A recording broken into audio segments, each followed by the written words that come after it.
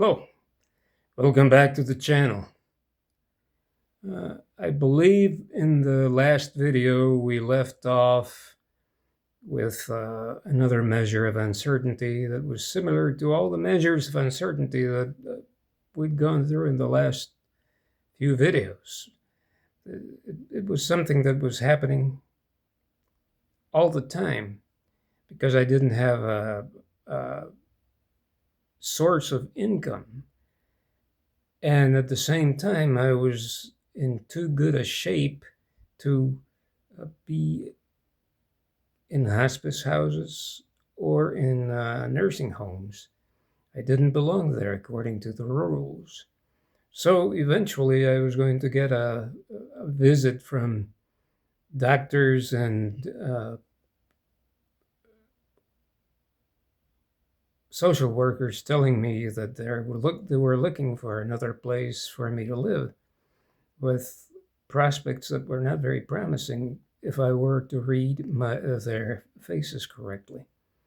So, and I was being visited by my guardian angels from the hospice house, and I was telling them that I was afraid of what was going to happen. So they started thinking about what they could do for me.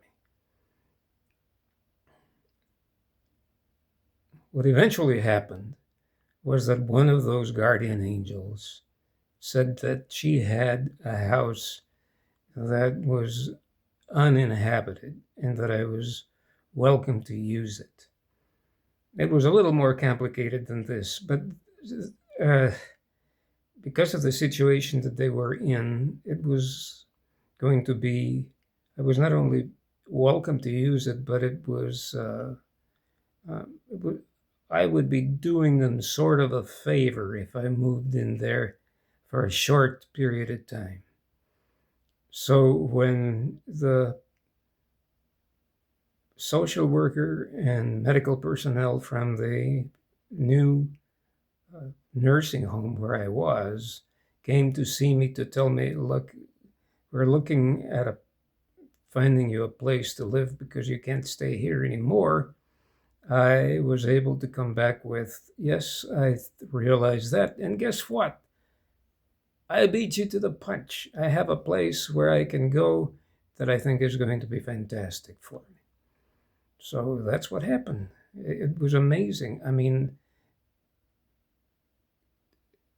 do you understand why I thought of those two nurses from the hospice house who followed me to the new nursing home as guardian angels?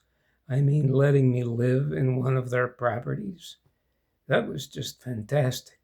So when the day came, I very happily moved there, and I was in good enough shape that when I got there, I started helping them paint the rooms and uh, doing a little bit of this, a little bit of that.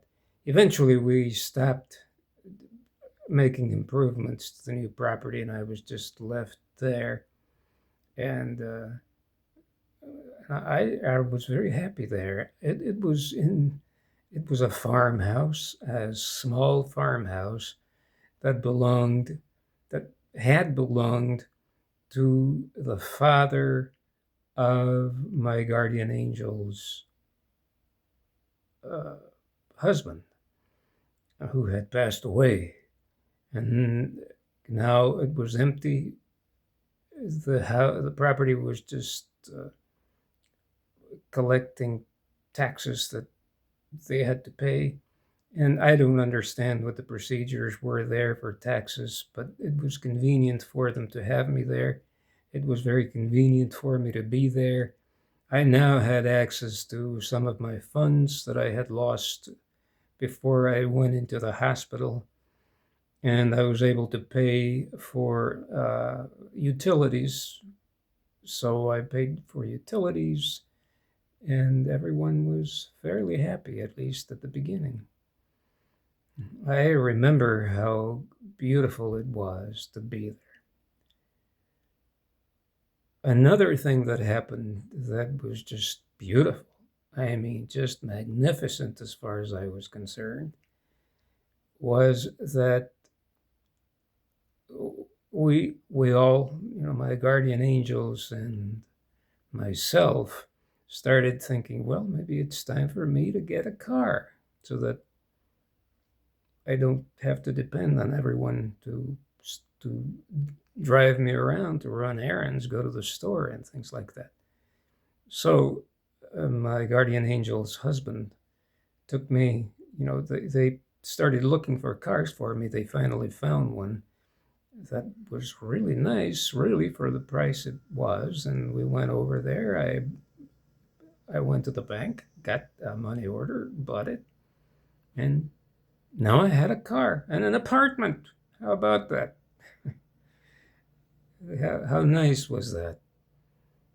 So I was there, and I also bought a TV.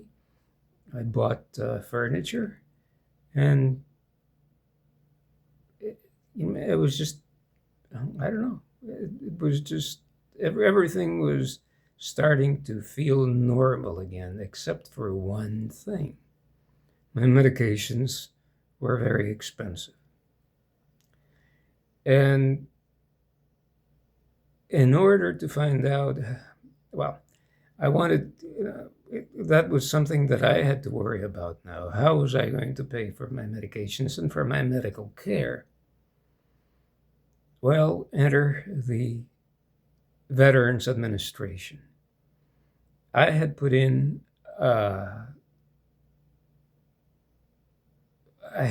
4 years of active duty in the Navy, 4 years active, 2 years inactive. So I didn't think that such a short period of time in the service was going to entitle me to anything. But I had been told to contact an organization called Disabled American Veterans, DAV. And I can tell you what happened with the Disabled American Veterans in the next video. DAV, remember that.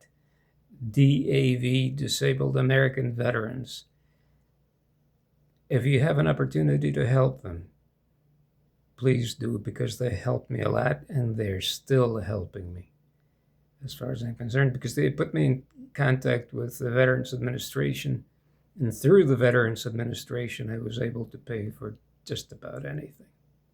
So I'll see you in the next video.